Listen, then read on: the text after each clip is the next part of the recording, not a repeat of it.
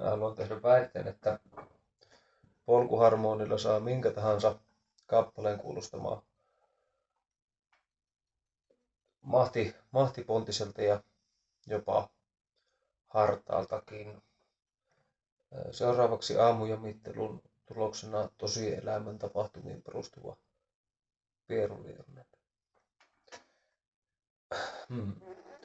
Tuli vain pieni pierulierunen, pierulierunen, pierulierunen.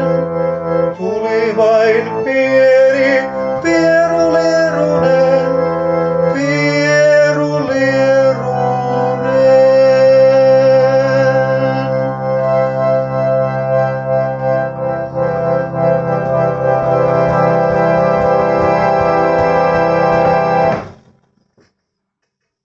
Kiitos.